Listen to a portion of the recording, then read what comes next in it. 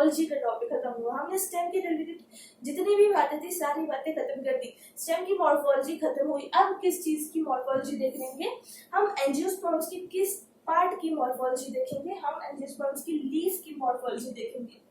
Angiosperms क्यों बोल रही हूँ? क्योंकि morphology of flowering plants chapter का नाम है।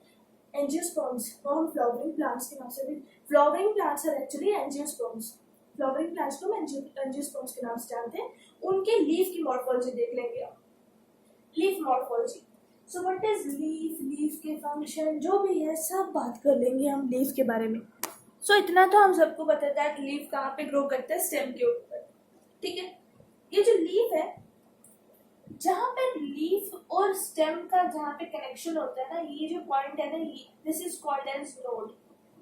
Node is present between stem and leaf. ठीक है, जहाँ से लीफ अराइज करता है, that is the node. First point है। सेकंड पॉइंट, ये जो लीफ है, लीफ कैसे आपको पता चलेगा लीफ का क्या कैरेक्टर है? लीफ का obviously it is flat and green structure. So it is a character of leaf that it is flat and green structure. Second point. Third point, जब लीफ एब्सेंट होता है ना, अगर किसी केस में जब लीफ एब्सेंट होगा, लीफ नहीं होगा यहाँ पे, तब उस केस में क्या होता है, इसको मैं बताऊंगी नहीं, आप समझ लो। यहाँ पे लीफ नहीं है, उस केस में जो एंगल होता है लीफ और स्टेम के बीच में, जो एंगल होता है वहां पे एक बड प्रेजेंट होता है, and that bud is called as axillary bud. ठीक है, एक्सिलरी बड कब प्रेजेंट होगा? जब लीफ एब्सेंट होगा, तब ये लीफ और स्टेम के एंगल के बीच में ये बड प्रेजेंट होगा, एक्सिलरी बड। जब लीफ एब्सेंट होगा तब एक्सिलरी बड प्रेजेंट होगा। क्यों प्रेजेंट होगा? क्योंकि लीफ एब्सेंट है, तो लीफ की जगह पे वहां पे कुछ और ग्रो करेगा। क्या ग्रो करता है स्टेम से? स्टेम की ब्रांच। तो एक्सिलरी बड से स्टेम की ब्रांच ग्रो करती है, नोड से लीफ ग्रो करता है। नोड से लीफ ग्रो करता है, जहाँ पे लीफ ग्रो नहीं करेगा वहां पे स्टेम की ब्रांच ग्रो करेगी विद हेल्प ऑफ एक्सिलरी बड। जब लीफ एब्सेंट होगा वहां पे एक्सिलरी बड प्रेजेंट होगा और वहां पे हमारी स्टेम ब्रांच ग्रो करेगी इस एक्सिलरी बड से in the absence of leaf. अब सिर्फ हम लीफ का स्ट्रक्चर देखेंगे। लीफ का जो बेस है, ये है नोड, ये है एक्सिलरी बड, ये जो हिस्सा है ना लीफ का बेस, लीफ का बेस, लीफ का जो बेस है it is called as leaf base. Base of leaf is called as leaf base, leaf base. ठीक है, so it is the basal part of leaf.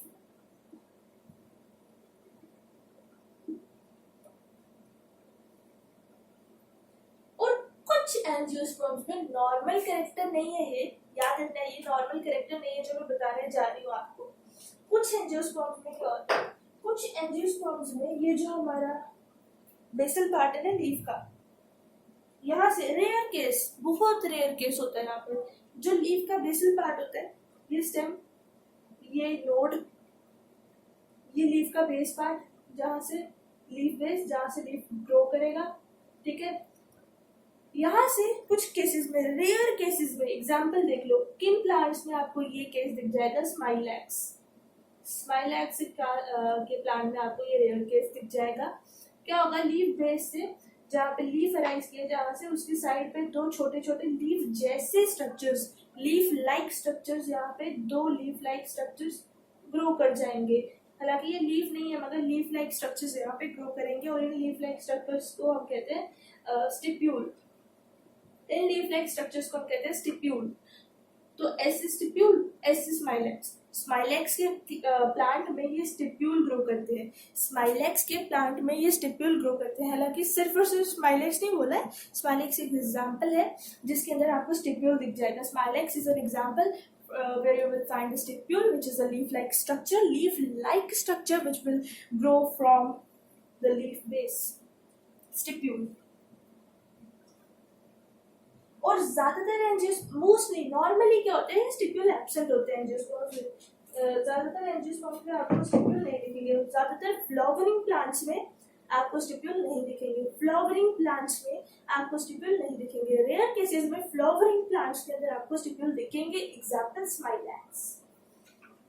और कुछ एंजियोस्पर्म में जो हमारा कुछ एंजियोस्पर्म के केस में क्या होता है, जो हमारा जैसे एक रेयर केस पढ़ा, अब दूसरा रेयर केस पढ़ेंगे। जैसे कि कुछ एंजियोस्पर्म्स में क्या होता है, जैसे कि लेग्यूम्स, सारे लेग्यूम्स में, पल्सेस में, सारे लेग्यूम्स के प्लांट्स में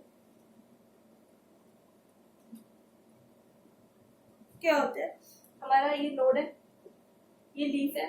लीफ का जो बेस है ना,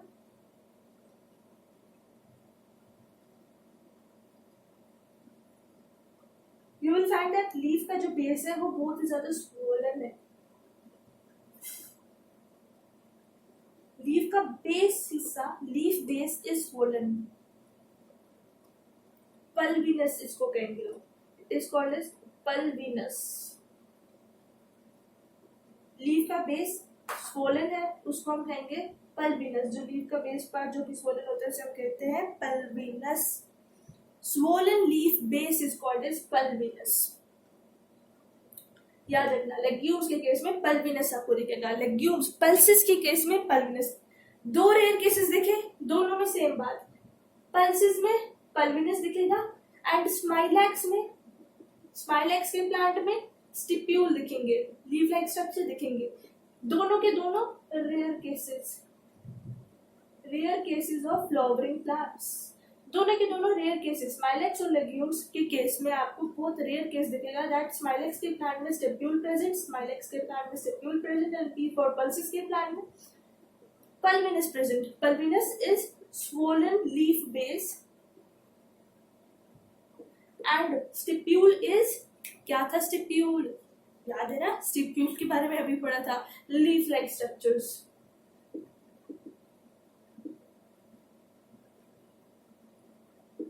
रेयर केस देखिए फ्लावरिंग प्लांट्स के अंदर स्माइलैक्स और लेग्यूम्स जैसे प्लांट्स के अंदर आपको, पल्सेस के अंदर आपको, पल्सेस के केस में आपको, स्माइलैक्स के केस में आपको स्टिप्यूल दिख जाएगा, पल्सेस के केस में pulvinus. Stipule is leaf-like structure, pulvinus is swollen leaf base. Stipule is leaf-like structure, pulvinus is swollen leaf base. And monocots में, कुछ monocots में आपको एक और केस देख लेते हैं, स्पेशली monocots का। एक और केस देख लेते हैं स्पेशली monocots का। monocots में क्या हो जाएगा, monocots में जो हमारा लीफ बेस होता है ना, जो हमारा लीफ बेस होता है, let's see, I hope it is clear, yes. जो हमारा लीफ बेस है ना, ये नोड है, लीफ बेस विल एक्सपैंड और ये पार्शियली अपनी स्टेम को कवर करेगा। लीफ बेस एक्सपैंड कर जाएगा, मोनोकॉट्स के केस में देख रहे हैं, और पार्शियली ये स्टेम को कवर करेगा। सो मोनोकॉट्स के केस में क्या होता है, leaf base expands to form thin sheet, ठीक है, thin sheet like covering over the stem and this sheet partially covers stem by expanding on it.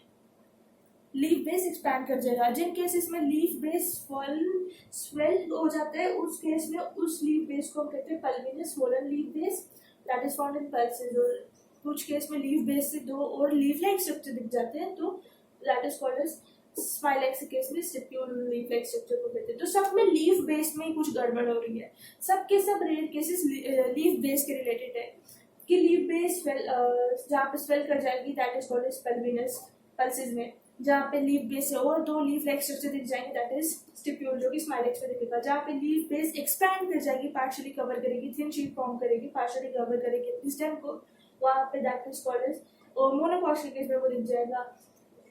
सो ये हमारे रेयर केस थे लीफ बेस के रिलेटेड, रेयर केस में। और एक और स्ट्रक्चर मैं आपको बताना भूलगी, ये जो स्टॉक है ना लीफ का, ये जो स्टॉक है ना लीफ का, ये the stalk of leaf is called as petiole। इसको लिखते हैं यहाँ पे, let me rub it।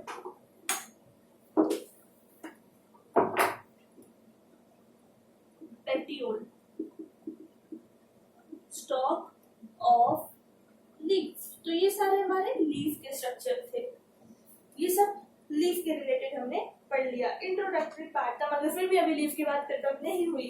ध्यान से देखो लीफ का स्ट्रक्चर, अब ध्यान से देखोगे, आप ध्यान से देखोगे अगर, तो लीफ के अंदर आपको एक ये मोटी सी वेन दिखेगी, यू कैन सी ये मोटी सी वेन आपको दिख रही है, और इस वेन से कुछ इस पतली सी स्ट्रक्चर से कुछ आपकी और ब्रांचेस निकलती हुई दिखाई देंगी, इस बीच वाली वेन से और ब्रांचेस निकलती हुई दिखाई देगी, और उन ब्रांचेस से और फर्दर और ब्रांचिंग हो रही है। सो ये सब क्या है, इनका क्या नाम है, इन सब के बारे में हम पढ़ लेंगे, ठीक है। इन सब ब्रांचेस, ये सब क्या है, इनको क्या कहते हैं, इन ब्रांचेस को हम ये जान लेंगे। So what about the lamina region. तो एक और पार्ट है हमारे लीफ का जो कि मेन पार्ट है, जो फ्लैट ग्रीन स्ट्रक्चर दिखता है ना, ये तो पेटियोल है, ये तो पता चल गया, मगर इस चीज को क्या कहते हैं, दिस फ्लैट ग्रीन स्ट्रक्चर, इसको हम कहते हैं ब्लेड या फिर lamina. So this is leaf blade और leaf lamina. Now इसके अंदर ये जो veins थी, ये क्या है, एक लीफ के अंदर ये जो बीच में आपको एक बीच में मोटी सी आपको जो वेन दिखती है, this main vein of this leaf is called as midrib या फिर main vein। इस मेन वेन को हम कहते हैं मिडरिब और मेन वेन। अब इस मिडरिब से फर्दर और वेन्स निकलती हैं,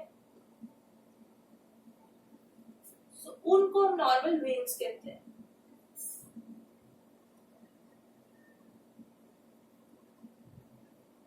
उनको हम नॉर्मल वेन्स कहते हैं। These are the veins, ठीक है, मिडरिब या फिर मेन वेन से निकली वेन। इन वेन्स के अंदर जाइलम और फ्लोएम टिश्यूज भी होते हैं, xylem and phloem tissues contains, so veins के अंदर जाइलम और फ्लोएम टिश्यूज प्रेजेंट होते हैं, remember that point. And veins further rebranch करती है ताकि वो नेटवर्क लाइक स्ट्रक्चर्स बनाती है, नॉर्मली नेटवर्क लाइक स्ट्रक्चर्स बनते हैं, और जिसमें हमारी ये वेन्स बनती है। वेन से फर्दर और वेन्स बनी जिनको हम कहते हैं वेनलेट्स,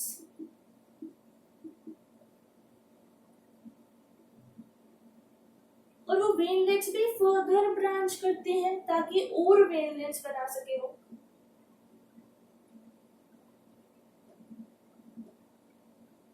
ठीक है, वो भी फर्दर ब्रांच करेंगे वो वेनलेट्स ताकि और वेन्स बन सके, रीब्रांचिंग हो और ऐसा स्ट्रक्चर बन जाए। So these are the veinlets which further branch to form more veinlets. So ये जो वेन्स है ना, वेन्स की अरेंजमेंट के बारे में हम पढ़ेंगे। वेन्स की अरेंजमेंट के लिए हमने एक प्रॉपर नाम हमारे पास है, that is called as venation. हम पढ़ेंगे वेनेशन की टॉपिक के बारे में। वेनेशन क्या है, अभी हमारा लीफ मॉर्फोलॉजी का टॉपिक ही चल रहा है। Venation, what is venation? It is the arrangement of veins.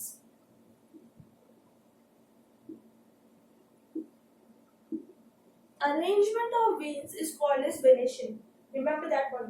Arrangement of veins on the surface of lamina or blade.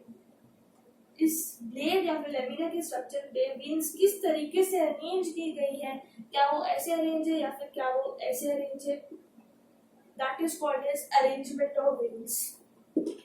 तो इस बारे में हम स्टडी करेंगे, वेन्स की अरेंजमेंट देख लेंगे कि कैसे किस हिसाब से वेन्स को अरेंज किया गया है लैमिना की सरफेस के ऊपर। So the arrangement of veins on the surface of lamina is called as venation. Write that point down in your book. Okay. So venation is of two types. Venation is further of two types. Venation is of two types. Reticulate venation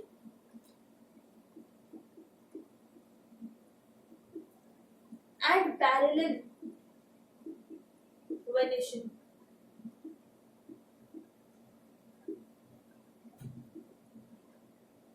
venation.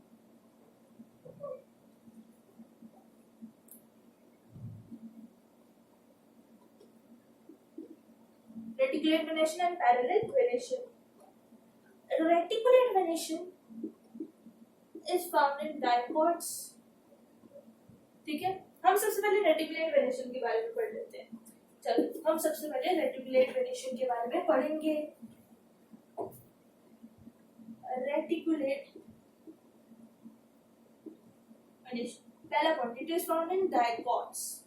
Dicots के अंदर reticulate venation आपको दिख जाएगी. Dicots के leaves के अंदर आपको reticulate venation दिख जाएगी.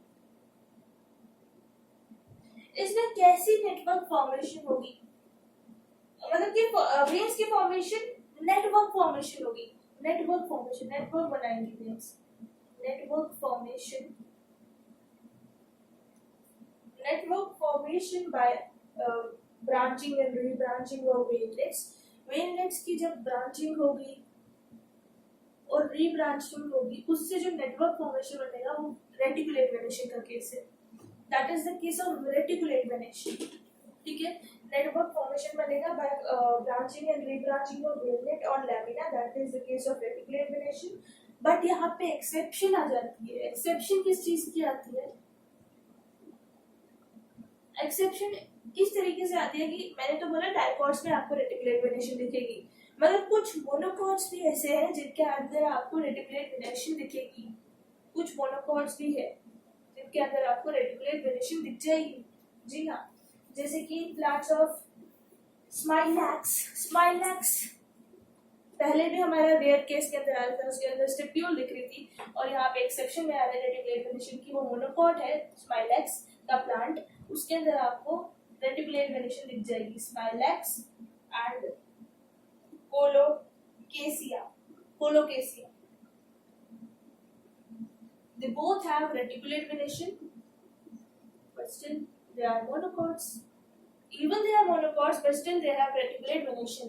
Dicots have reticulate venation normally, but exceptions are of monocots, that are Smilex and Colocasia. Colocasia. Oh, wait a second. So reticulate venation is further divided. Reticulate venation is further of two types. Reticulate venation is further of two types. याद रखना, two types तो होगी, मतलब दोनों types में common feature is that दोनों में network formation हो रही है. ठीक है, एंड रेटिकुलेट वेनेशन की एक्सेप्शन हमें देखी मोनोकॉट्स, स्माइलेक्स और कोलोकेसिया. नेटवर्क फॉर्मेशन होती है डाइकॉट्स के अंदर आपको दिखता है. रेटिकुलेट वेनेशन की फर्दर दो टाइप्स,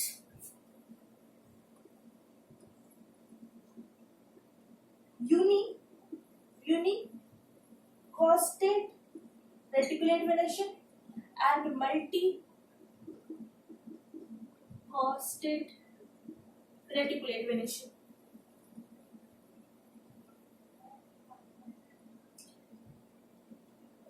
इसके केस में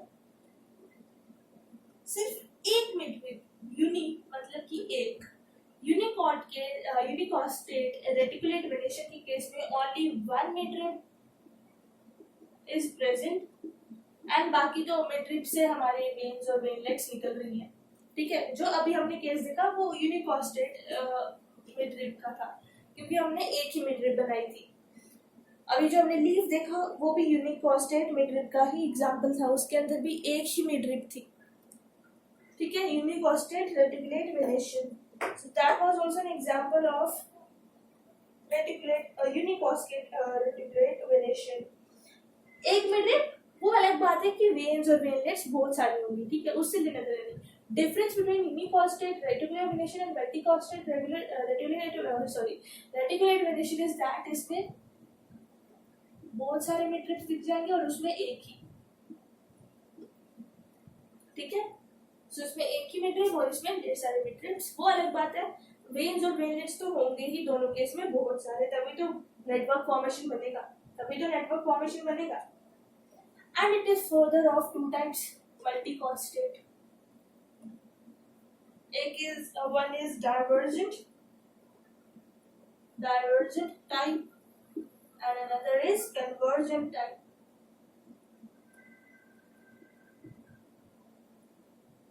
Divergent type and convergent type divergent type में क्या होगा?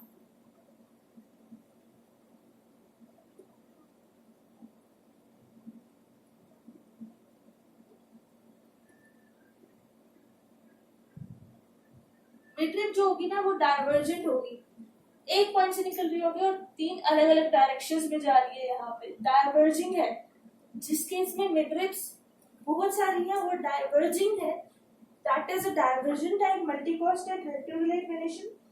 मतलब कि मिडरिप्स आपस में पास नहीं आ रही, आपस से दूर जा रही है, एक दूसरे से दूर जा रही है midribs, that is the case of divergent type multicostate rectangular variation.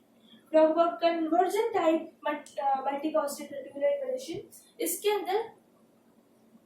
अंदर मिडरिप जो है ना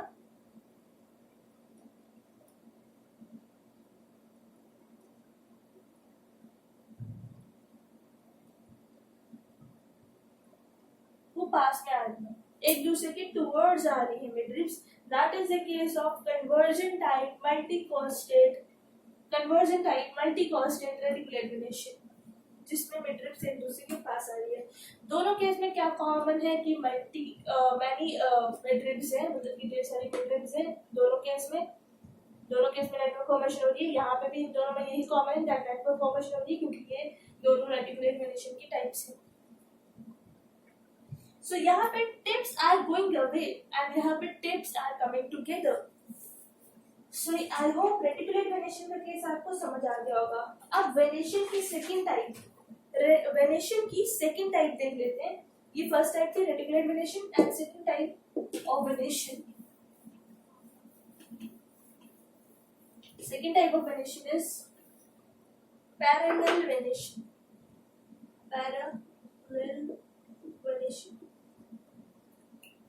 Let us talk about parallel variation. क्योंकि reticulate variation was the case of dichots, so parallel variation is a case of monocot. Monocots के अंदर आपको parallel variation दिख जाएगी, but exception is स्माइलैक्स और कोलोकेसिया। उन दोनों के अंदर दोनों मोनोकॉट्स है, मगर दोनों के अंदर आपको रेटिकुलेट वेरिएशन दिख जाएगी। ठीक है। सो वेवलेट्स इनके केस में पैरेलल वेरिएशन में, रिमेंबर वेवलेट्स पैरेलल वेरिएशन में वेवलेट्स एब्सेंट, मतलब कि ये मिडरिप बस वेव्स निकल रही, मतलब कि कोई नेटवर्क फॉर्मेशन तो होगी नहीं इनके केस में। तो रेटिकुलेट वेरिएशन में होती थी नेटवर्क फॉर्मेशन, क्यों? क्योंकि उधर नेटवर्क फॉर्मेशन होने का रीजन क्या था ये बता दो मेरे को। क्या रीजन था? वेवलेट्स की ब्रांचिंग और फर्दर रीब्रांचिंग होने की वजह से नेटवर्क फॉर्मेशन होती थी रेटिकुलेट वेरिएशन में। पैरेलल वेरिएशन में नेटवर्क फॉर्मेशन नहीं हो रही, नो नेटवर्क फॉर्मेशन। क्यों नहीं हो रही ये बता दो।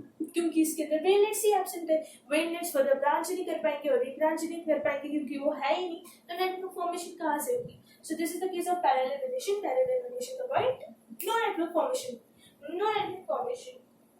तो इनके केस में पैरेलल वेरिएशन है। पैरेलल वेरिएशन से मेरा क्या मतलब है? ऐसी वेरिएशन, कितना सिंपल। ये क्या है हमारी वेव्स, ठीक है। ये बीच में क्या है? थोड़ी मोटी बना दो इसे, मिडरिप और मेन वेव, मिडरिप और मेन वेव। पैरेलल वेरिएशन में कोई नेटवर्क फॉर्मेशन नहीं होती क्योंकि veinlets are absent. Example exceptions, इन केस में एक्सेप्शंस क्या है? वो तो मैंने एक्सेप्शंस उनकी बताई थी। जो रेटिकुलेट वेरिएशन की एक्सेप्शन थी वो स्माइलैक्स और कोलोकेसिया, वो रेटिकुलेट वेरिएशन की एक्सेप्शन थी।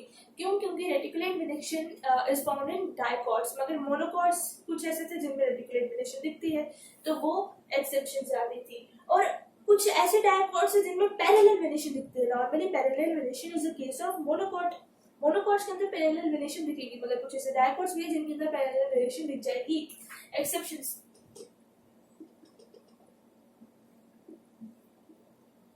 exceptions are Colophilum and Corymbium. Calophyllum and Corymbium. Calophyllum and Corymbium are the exceptions. They are dicots. And they have reticulate venation. Dicots है मतलब reticulate venation है. Reticulate venation, parallel venation है. So sorry. Dicots है Calophyllum, Corymbium. Dicots है.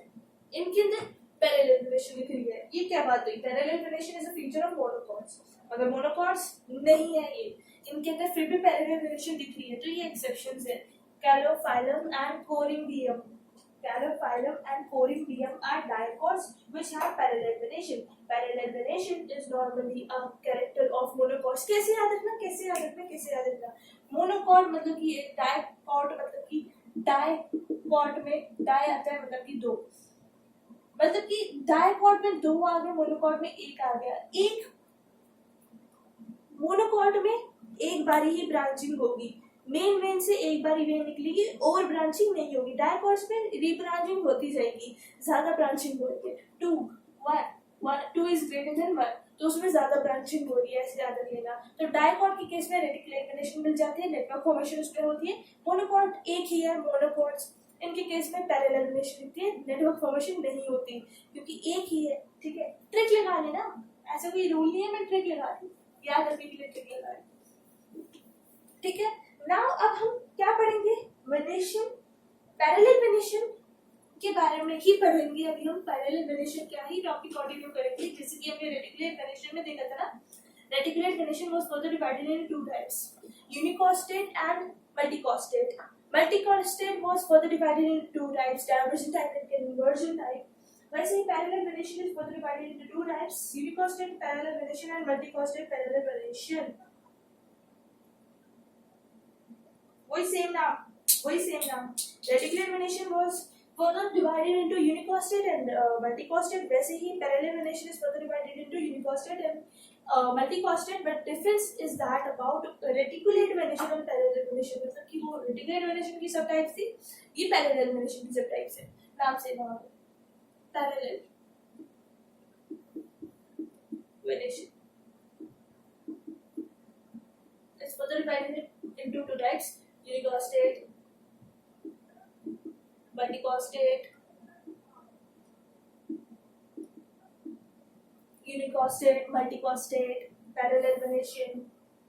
Obviously, uni मतलब एक ही midrib, only one midrib, same case. But फर्क ये है कि ब्रांचिंग कैसी हो रही है, वेनेशन कैसी हो रही है, वेवलेट्स कैसी बन रही है, पैरेलल बन रही है या फिर रेटिकुलेट. पैरेलल मतलब कि नेटवर्क फॉर्मेशन नहीं हो रही. रेटिकुलेट वेनेशन में नेटवर्क फॉर्मेशन हो रही थी. मल्टीकोस्टेट मतलब कि मैनी मिडरिब्स और वेन्स, मेन भी कह सकते हो आप. मैं एक ही वाली लिख रही हूँ, आगे आप भी लिख देना. Main unicostate, multicostate, only one midrib, multicostate, many midribs. So इसमें तो एक ही midrib है, यहाँ पे तो बात ही खत्म हो गई. ये तो हमने समझ लिया. एक midrib के साथ तो हमने एग्जाम्पल देख ली.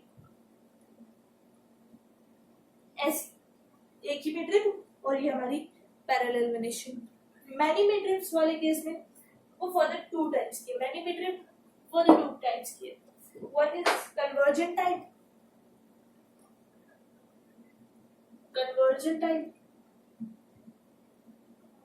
and another is divergent type. Convergent and divergent. Convergent obviously जिसमें जो parallel veins है वो पास में आ रही है, उनकी tips are coming closer. Midribs की tips are coming closer. Tips of midribs are coming closer in the case of convergent, multicostate, parallel venation.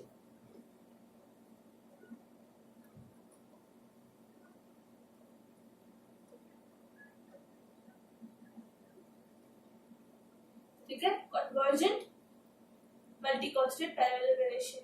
And divergent, multicostate, parallel venation की बात करें तो इनके केस में tips are going away from each other. Tips are not coming closer, they are going away from each other. Tips are not coming closer, they are going away from each other. उसको थोड़ा अलग सा बनाते हैं. पिछले case में भी ऐसे ही बना था लीफ, थोड़ा ऐसा बहुत रफ बन गया.